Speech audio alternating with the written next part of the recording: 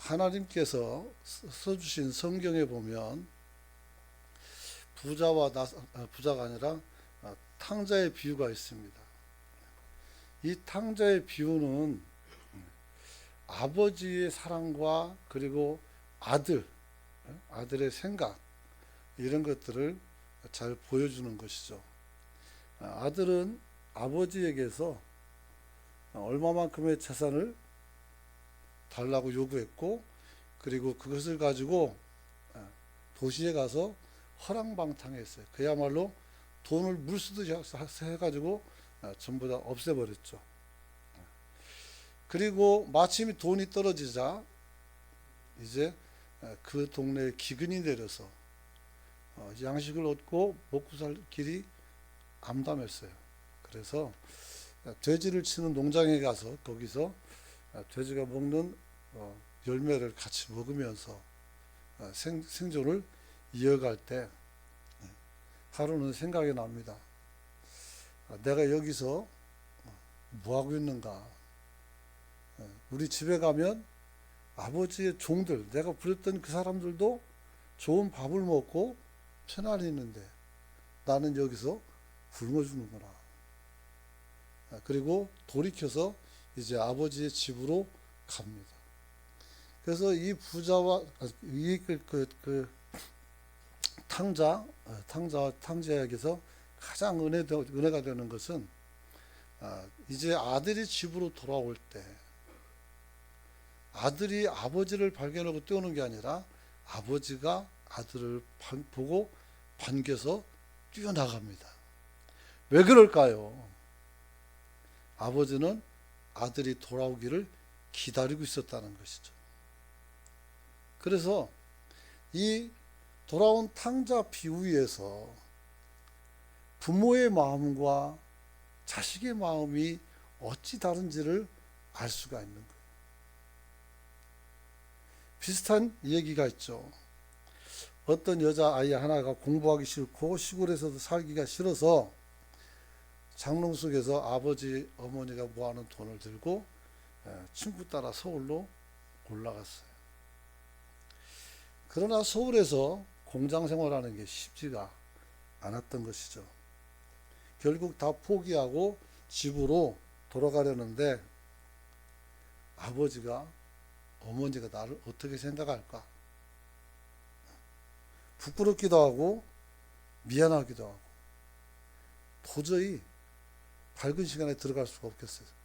그래서 그냥 빙빙 돌다가 이제 해가 지고 좀 어두웠을 때 좀 밤이 늦어진 시간에 마지막 버스를 타고 고향 마을로 들어갔단 말이에요.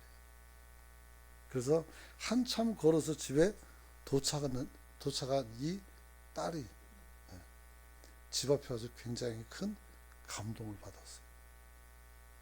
왜냐하면 아버지와 어머니는 평소에 불을 잘 끄고 주무시는데 밖에도 불을 켜놨고 안에도 불을 켜놨어요. 그리고 방문은 반 정도 열어놨어요. 혹여라도 내 딸이 왔다가 그냥 가면 안 되니까 문을 열어놨던 것이죠. 그래서 아버지 이름을 불렀을 때 아버지가 뛰어나와서 그 딸을 끌어안고 잘 돌아왔다라고 이야기했다고 합니다. 사랑하는 성도 여러분, 우리네 부모님들의 마음은 다 그런 것은 아니지만 어떤 면에서 보게 되면 자녀를 양육한다는 것은 기다림이라는 생각을 갖게 됐어요. 자라면서 잘못도 하고 그 다음에 또 곁길로도 가죠. 그때마다 쳐냈다면 나는 정말 고아원으로 올랐을 것 같아요. 그런데 그러지 않고 기다려주고 또 이해해주고 그리고 덮어주고 감싸주는 그런 것이 부모의 마음이 아닌가 하는 생각을 가져봅니다. 그래서 그런 기다림 속에서 부모님들은 자기 자신들에게 주어졌던 모든 것들을 자녀들에게 전수시켜주고 나누어주고 다 내주면서도 행복한 웃음을 짓는 사람은 것 같다라는 생각을 해봅니다. 저희 동네도 내가 봐도 사업을 해서는 절대 안 될 것 같은 형님이 논 팔아가지고 사업 온다고 서울 올라갔어요. 그리고 6개월도 안 돼가지고 망했어요. 그리고 이번엔 3일 팔아가지고 또다시 사업 온다고 갔어요. 그리고 1년도 안 돼서 또다시 내려왔어요. 결국 그 집은 모든 재산을 이 친구가 다 탕진을 해요. 그런데 나중에 또 아들이 울고 중내산이 하니까 또 사업자금을 대주는데 집을 팔았어요. 그래서 이상한 아들이 하나 생기면 집안 망하는 거 금방 해요. 그런데 아닌 줄도 알지만 말려보기도 하지만 안 되니까 어떻게 돼요? 자식 이기는 부모가 어디 있어요? 그래서 결국은 다 내주는 것이죠.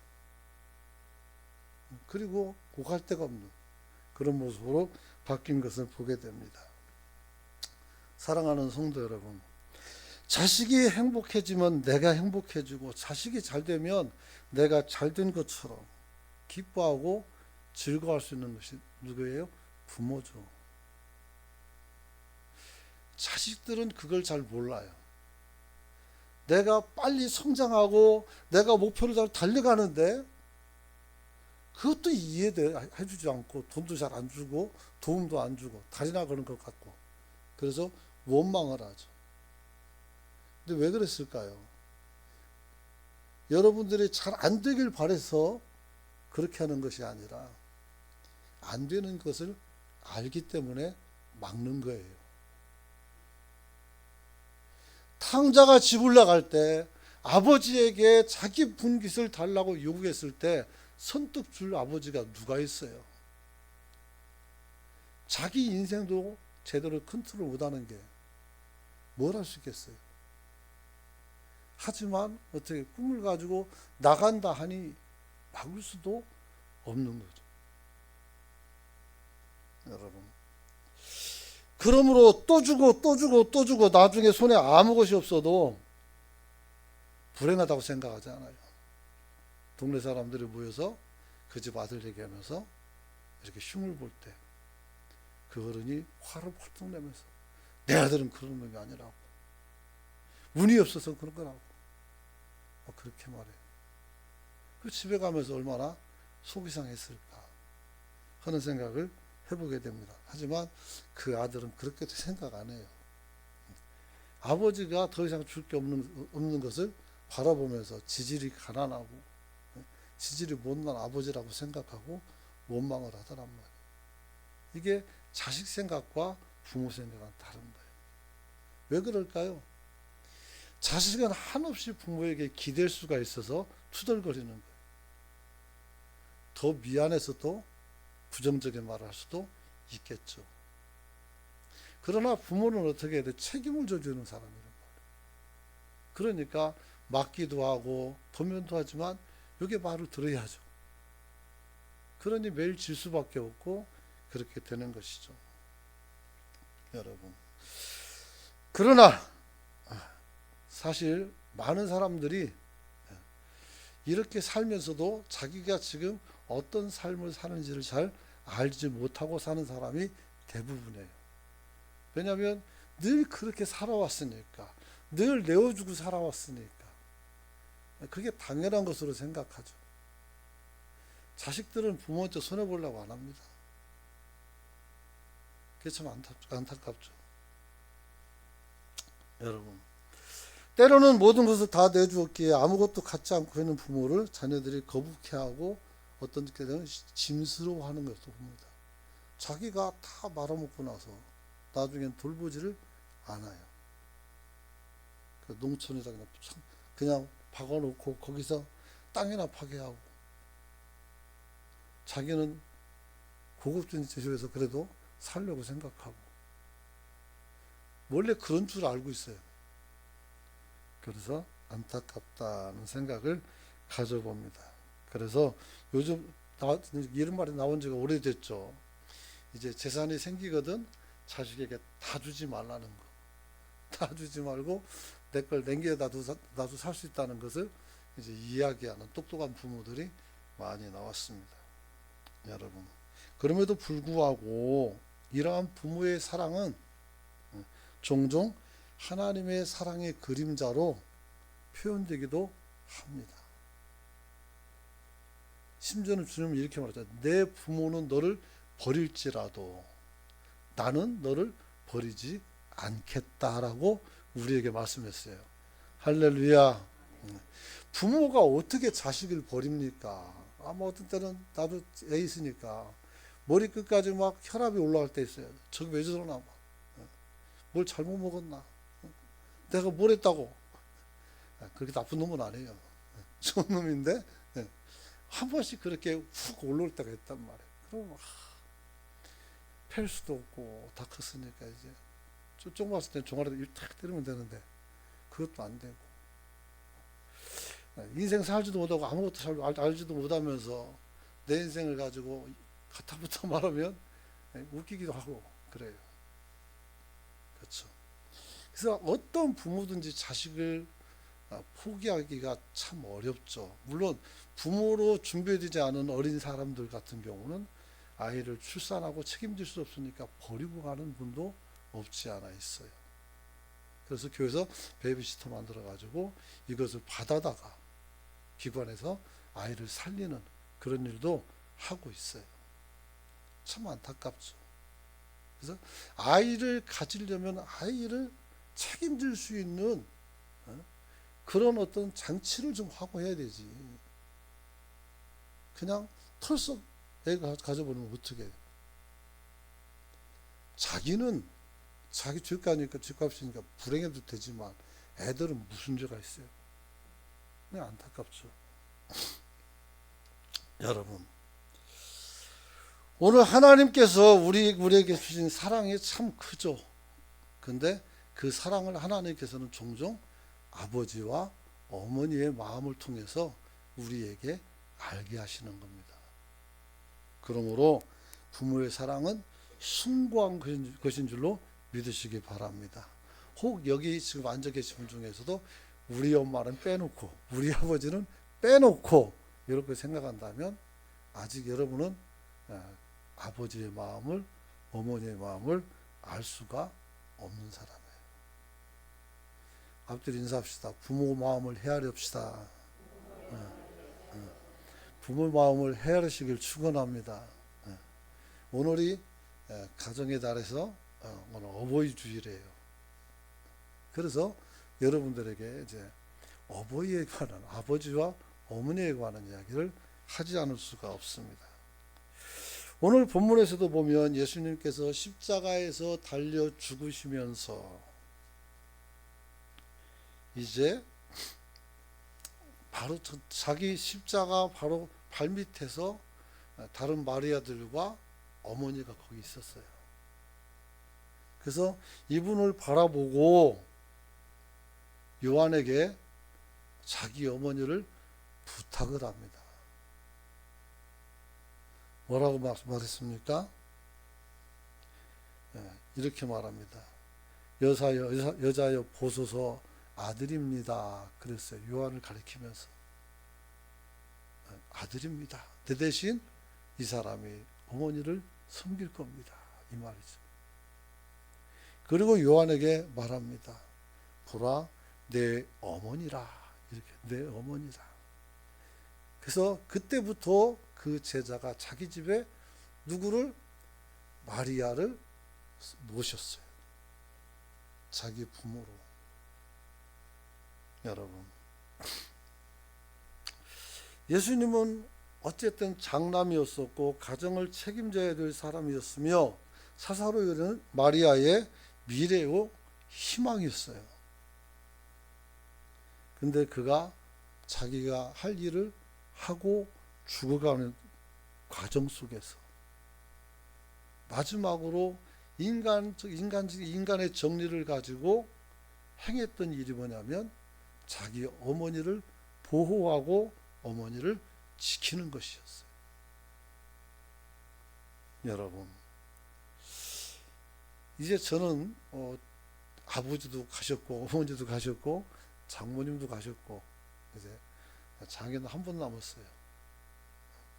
그래서 어쨌든 오래 사시고 우리 애들 결혼하는 것도 보시고 또 어른이 돼가지고 우리가 살면서 좀 어렵고 힘들면 조금이라도 이렇게 도움은 아니지만 조언이라도 해줄 수 있으면 좋겠다는 생각이 들고, 또 힘들 때 그냥 가서 얼굴만 보고 있어도 힘을 얻는 그런 존재로라도 계실 수 있었다면 좋겠다는 생각을 요즘 늘 하고 있어요. 사랑하는 성도 여러분, 이제 마지막 도리를 다 하면서 인간의 육신을 입은 그리스도께서 죽임을 당하고 이제 부활하고 나타나십니다. 부활 이후에는 주님이 어머니를 찾았다는 얘기는 없어요. 여러분, 오늘 이 말씀을 통해서 우리는 어떤 것을 생각해야 될까요? 오늘 십자가 위에서 예수님이 자기 어머니를 부탁한 이것은 사람이 사람답게 사는 가장 첫 번째가 뭐냐면 자기 부모를 섬기는 것이에요. 그래서 나를 낳고 기르신 부모를 공경하고 섬기는 것이 가장 우선임을 우리에게 보여주신 줄 믿으시기 바랍니다. 여러분이 알다시피 계명은 10가지가 있죠. 4가지는 하나님에 관한 계명이에요. 그리고 5번째부터는 사람을 위한 계명인데 그 첫째가 뭐예요? 내 부모를 공경하라예요. 한번 따라서 합시다. 내 부모를 공경하라. 내 부모를 공경하라는 거예요. 우리나라에서 기독교가 빨리 성장하게 된 요인 중에 하나가 뭐냐면 유교에서 효를 가장 큰 덕목으로 삼았어요. 효를. 그러기에 금방 이해가 되고 금방 받아들일 수가 있었던 것이죠. 한번 따라서 합시다. 모든 부모는 위대하다. 그래, 위대해요. 그래서 오늘 첫째 성경을 통해서 주님께서는 내 부모를 사랑하라고, 순종하라고, 공경하라고 말씀하고 있는 것을 보게 됩니다. 사랑하는 성도 여러분, 출애굽한 이스라엘 백성들이 하나님이 인도하시는 대로 약속의 땅을 향해서 하루하루 걸어가고 있었습니다. 그때 하나님께서 모세를 불러서 시내산으로 불렀고 거기서 계명을 주시는 거예요. 하나님의 계명 이후에 사람에 대해서 첫 번째 계명이 조금 전 뭐라 했어요? 내 부모를 공경하라 그랬어요. 여러분, 이 인간 세상 가운데서 가장 기본적인 도덕성은 내 부모를 우리가 어떻게 보느냐에 따라서 결정되는 거예요. 내가 나쁜 놈인지 좋은 놈인지 어떻게 알아요? 내 부모를 내가 어떻게 생각하느냐가 중요한 것이에요. 여러분, 그래서 내 부모를 공경하라. 그리하면 내 하나님 여호와가 내게 준 땅에서 내가 생명이 길리라 그랬어요. 또 신명기 5장 16절 보면 너는 내 하나님 여호와께서 명령한 대로 내 부모를 공경하라. 그리하면 내 하나님 여호와가 내게 준 땅에서 생명이 길고 복을 누리리라. 이렇게 말씀하고 있습니다. 여러분, 부모님을 공경하고 잘 섬길 수 있기를 축원합니다. 축원합니다. 또한 잠언서에서 솔로몬은 뭐라고 말했어요? 잠언서 1장 8절 보면 같이 한번 읽어봅니다. 시작. 내 아들아, 내 아비의 훈계를 들으며 내 법을 떠나지 말라. 아비의 훈계, 가르침을 듣고 어머니의 법, 어머니가 무슨 법을 가르칩니까? 율사도 아니죠. 사람 등을 가르치죠. 어머니의 마음을 가지고. 뿐만 아니라 신약에서 사도 바울도 에베소서 6장 2절에 이렇게 말하고 있어요. 내 아버지와 어머니를 공경하라. 이것은 약속에 있는 첫 계명이다. 그랬어요. 쉽게 말하면 10계명의 대인계명 중에 첫 번째가 내 엄마와 아버지를 공경하는 것이다. 이렇게 말씀을 주신 것입니다. 그러면 왜 하나님은 우리로 부모를 공경하라고 말씀할 수 있을까요? 부모님은 내게 허락하신 세상에서 가장 큰 최고의 권위자라는 사실을 여러분이 깨닫기를 축원합니다. 그냥 엄마 아버지가 아니라 이 세상에서 내게는 가장 큰 권위가 있는 사람들이, 이 어머니가 젖을 내서 우리에게 먹이고 우리를 쓰다듬고 우리를 키우고 살렸어요. 그 어떤 악의를 가지고 할 수 없습니다. 선한 마음으로. 그 모든 아버지가 밖에서 일하고 땀 흘리고 돌아올 때 아이가 생겨나면 어떻게 돼요? 발걸음이 가볍고 집에 돌아오면 모든 피로를 잃어버리면서 아이의 얼굴을 보고 행복해 할 수 있는 것이죠. 이 세상 어떤 지도자가, 이 세상에 어떤 왕들이 여러분들을 사랑하고 여러분을 섬긴다고 하지만 실제 자신을 희생하면서 그걸 또 기뻐하면서 여러분들을 양육할 수 있을까요? 희한한 것은 공부를 많이 안 해도 훌륭한 부모는 자녀들을 어떻게 돼? 잘 양육해냅니다. 그래서 굉장히 위대한 인물을 만들기도 하는 것이죠. 여러분, 그래서 성경의 모든 권세는 하나님이 정한 것인데 우리는 그 권세에 굴복해야 돼요. 로마서 13장 1절 보니까 사람은 위에 있는 권세들에게 굴복하라. 권세는 하나님께로 나지 않음이 없나니 모든 권세는 하나님의 정하신 바라 했어요. 아버지와 어머니는 우리를 가리키고 양육할 수 있는 권세가 있어요. 머리 크다고 아버지가 뭐라고 어머니가 얘기하는 것을 받아치면 그건 진짜 안 좋죠. 나이 먹을수록 어떻게 돼요? 부모의 말씀을 깊이 있게 듣고 생각하고 자기가 생각하고 행동을 바꿔야죠. 아버지가 뭐라요? 어머니가 뭐라요? 늙어 빠져가지고 이러면 어떻게 해야 돼요? 할 말이 없는 거죠. 무슨 말 하겠어요? 하지만 나중에 자기도 똑같은 일을 당해요. 그럴 수밖에 없어요. 여러분, 그래서 많은 자녀들이 부모에게 순종하지 못한다고 했을 때 나의 부모에게 문제가 많기 때문에 나는 순종하기가 힘들다라고 말을 해요.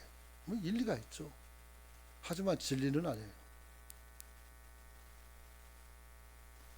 나의 부모가 내 존경을 받을 수 있는 분이냐 아니냐를 떠나서 우리가 그 부모가 하나님께서 내게 허락하신 내 부모라는 사실을 우리는 잊어서는 안 됩니다. 그 중에서 가장 못난 사람들이 저 어머니가 무식하다고, 아버지가 무식하다고, 자기가 그 위에 올라가는 사람들. 부르자는 성경이 뭐라고 했어요? 돌로 쳐서 죽이라고 했어요. 왜 그랬을까요?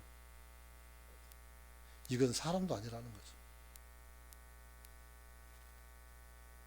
여러분,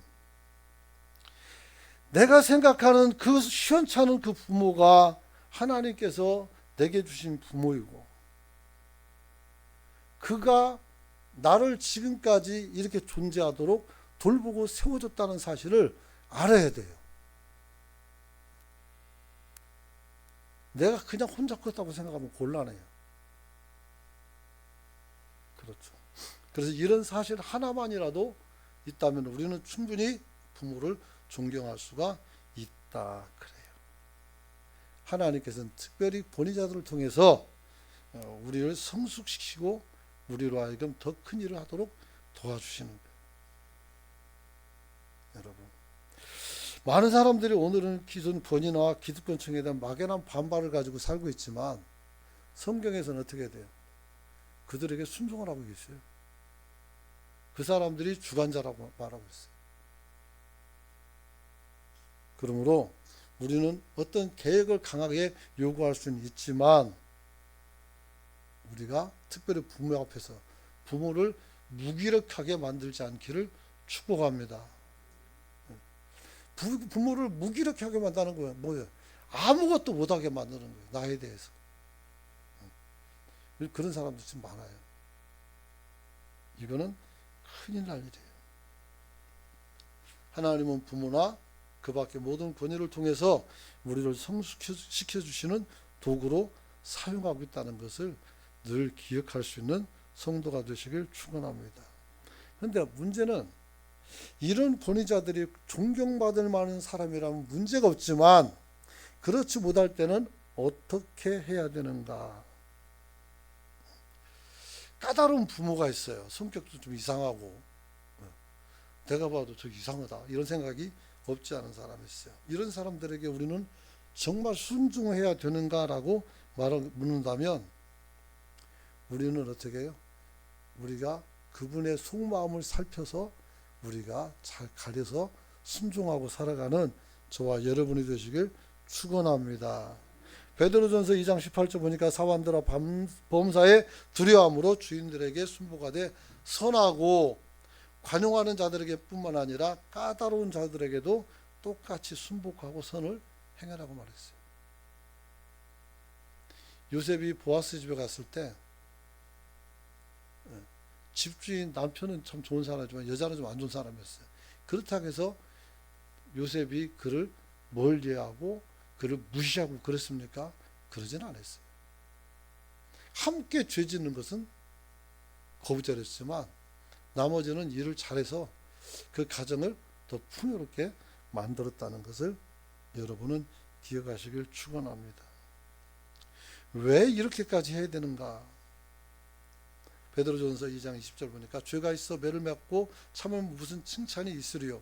성은을 행함으로 고난을 참으면 이는 하나님 앞에 아름다우니라 그랬어요. 하나님 앞에 아름답다. 내 부모가 혹여라도 우리가 나를 낳지 않은 부모도 있을 수 있잖아요. 나에게 섭섭하게 대해도 우리가 잘 순종하고 또 우리가 잘 대하면 그것이 우리에게 복이 되는 줄 믿으시기 바랍니다.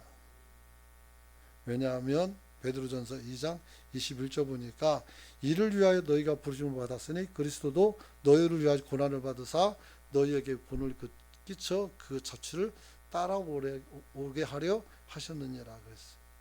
그래서 모든 선한 부모들은 다 여러분들에게 모범이 되고 길잡이가 되는 줄 깨달으시길 축원합니다.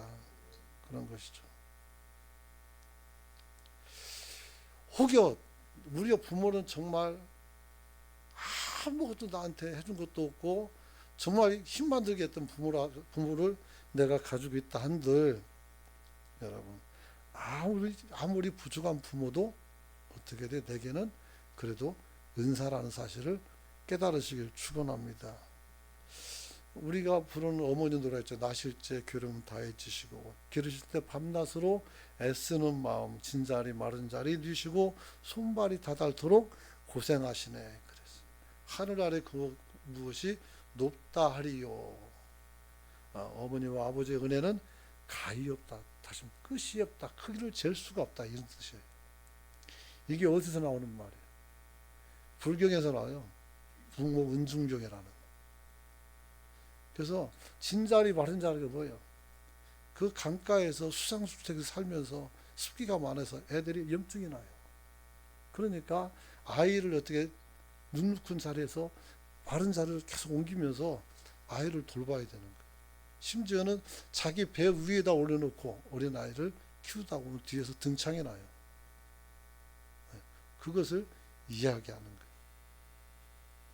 그래서 일반인들도 이 정도로 부모에 대한 사랑을 은혜를 생각하는데 여러분과 저는 좀 더 하나님의 백성으로서 좀 더 부모에게 복되게 대할 수 있는 저와 여러분이 되시길 축원합니다. 두 번째는 우리 부모는 우리가 공경해야 될 이유는 뭐냐면 우리에게 모범을 보여주기 때문에 그래요. 모범. 솔로몬이 늙어 잠언을 기록하면서 4장 3절에서 이런 고백을 합니다.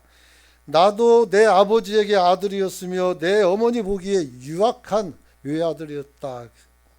내가 아버지의 아들이었었고 내가 연약한 아이였었다. 근데 누가 나를 이렇게 키워줬어요? 네? 솔로몬은 다윗이 그렇게 키웠잖아요. 다윗이. 부모는 오류가 없는 사람이 아닙니다. 부모는 잘못이 없는 사람이 아니랍니다. 부모도 잘못이 있고 오류가 있고 실패가 있어요. 그러나 그런 것이 있는데도 불구하고 여러분들 앞에서는 언제나 어떻게 돼요? 선하신 분인 줄 여러분들이 믿으시기 바랍니다. 내가 지금 부모 되었지만 과거에는 나는 자녀였었고 지금 내가 자녀지만 세월이 흐르면 내가 부모가 되어서 자녀를 가르치게 된다는 것도 우리는 알아야 됩니다. 여러분. 그리고 가장 큰 문제는 뭐냐면 우리가 부모가 되었을 때 우리는 아버지와 어머니에게 받은 대로 아이들을 길러낸다는 사실입니다.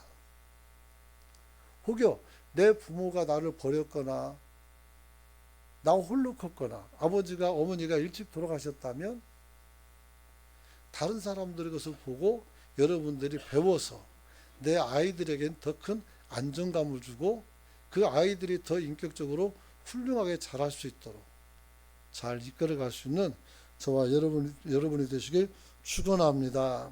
그래서 우리가 과거의 부모를 통해서 우리는 오늘의 모델을 삼아서 우리가 부모 노릇을 한다는 것입니다.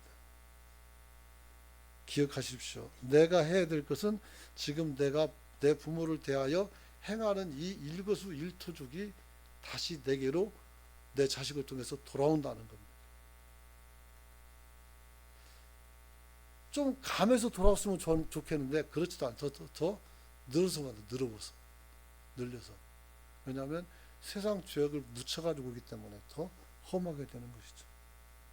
그러므로 여러분들이 내 마음대로 하지 말고 공경심을 가지고 살아갈 수 있기를 축원합니다. 어떻게 하면 그럼 우리가 우리 엄마 아버지가 내게 상처를 주고 아픔을 줬는데 여기서 벗어나고 좋은 부모가 될 수 있을까? 가정 전통으로 내려오는 잘못된 것을 내 대에서 다시 정립하고 여러분의 가게에 흐르는 저주를 끊어내시길 축원합니다. 이 책 제목이에요. 가게에 흐르는 저주를 끊어라. 그래서 아버지가 술 고래세요. 그러면 아들은 또 애들 크면서 어떻게 나는 술 안 먹었지만 결국은 그 아들도 술고래가 되고 여러 가지 그 자료를 보게 되면 아버지가 어머니를 구타하고 살림을 뒤집어 엎으면 자식들은 반드시 그것을 따라서 하는 그래서 안 좋은 것들이 계속 나타나고 그리고 그 다음 세대에도 똑같이 그 영향을 받는 그런 모습이 나타난다고 합니다. 여러분, 그러므로 우리는 부모의 권위에 순종하고 받아들일 수 있는 저와 여러분이 되시길 축원합니다. 예수님께서는 하나님이시기 때문에 그러면 아무 영향을 안 받았을까? 아니죠. 예수님도 육신의 부모를 통해서 기술을 배웠죠. 뭘 배웠어요? 그 목공으로서 그랬죠. 그래서 예수님께서 그 사역을 감당하고 그 예수님의 그 부모에 관한 기록들이 이제 마리아는 끝까지 가지만 아버지 요셉은 아마도 조금 일찍 세상을 떠난 것 같습니다. 왜냐하면 어린아이 때 그 아버지의 존재가 나타나고 그 후에는 한 번도 나타나지 않아요. 그래서 예수님께서 아버지가 가르쳐준 그 목공일을 통해서 목수로서 일하다가 30살이 됐을 때 이제 공생애를 위해서 집을 떠나 나온 것으로 이렇게 봅니다. 그렇다면 가업을 이어서 가정을 키우고 그러니까 부모를 모시고 동생들을 키우는 그런 일을 성실하게 했다고 볼 수가 있죠. 그리고 오늘 이제 마지막 순간에 보여서 아들입니다 하고 또 내 어머니라고 말하면서 자기 어머니를 이렇게 제자에게 맡겨서 노후를 편안히 살 수 있도록 그렇게 의도 있게 행동하고 있는 것을 보게 됩니다. 그래서 오늘 우리가 하나님 앞에서 복된 삶을 살기 원한다면 이제 십자가까지 달려 죽으시면서 어머니를 부탁하는 이 예수님의 마음을 가지고 내 어머니와 내 아버지와 어른들을 더 잘 섬길 수 있는 저와 여러분이 되시길 축원합니다. 축원합니다. 여러분. 그렇죠. 그래서 주님께서 가장 잘한 것이 뭐냐면 항상 사람의 마음을 헤아리는 겁니다. 헤아리는 거. 우리가 뭐 갈비짝을 안 갖다 줘도 돼요. 뭐 소다리 갖다 구워먹으라고 안 해도 돼요. 그런 거 없어도 부모의 마음을 헤아리면 어떻게 돼요? 그게 가장 큰 효자죠. 그래서 그 부모의 뜻을 헤아려서 오늘 잘 섬길 수 있는 저와 여러분이 되시길 축원합니다. 말씀 마치려고 합니다. 어미의 마음은 언제나 자식에게 있고 자식의 미래는 자식은 그 미래에 그 마음을 두고 산다 그랬어요. 하지만 세상 모든 것들은 세상 만사가 시작이 있고 끝이 있어요.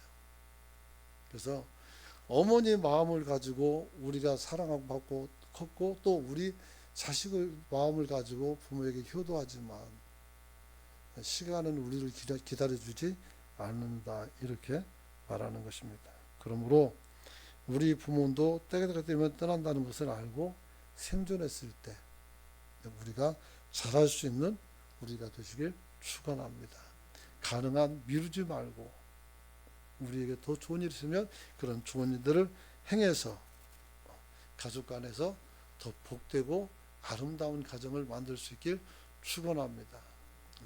설교를 안 했지만 빼놨지만 여기서 안타까운 것은 요즘은 울고 있는 부모들이 많다는 사실을 아셨으면 좋겠어요. 그래서 앞으로도 더 그렇겠지만 자식과 이제 부모가 예전에는 결혼을 통해서 가정이 분화가 되니까 이런 어떤 가정의 전통이 이어지지만 요즘은 독신 가정이 생겨요. 그래서 이 독신 가정들이 생겨서 이 사람들이 자기 인생을 살아가는 건 좋은데 가정을 이루지 않으면 결국 그 어릴 때 가졌던 그 이기적인 생각을 가지고 40, 50까지 가는 거예요. 그러다 보니까 부모의 마음을 헤아리길 어렵고 자기 인생만 생각할 수밖에 없는 그런 사람들이 많이 있다는 거예요. 물론 그렇다고 해서 이 사람들이 다 그런 것은 아니지만 그래서 울고 있는 부모가 많다는 얘기를 제가 들어봤습니다. 아무쪼록 우리는 주님 앞에서 내 부모를 즐겁게 하고 행복하게 하고 또 우리 교회 안에 있는 어른들을 잘 섬겨서 기쁨이 될 수 있기를 축원합니다. 우리 한번 같이 우리 부모와 가족을 위해서 우리가 좋은 아들 되고 좋은 자식이 되고 좋은 자녀가 되어서 자녀들에게 또 우리가 본이 되게 해달라고 주의 주고 통성으로 기도합니다.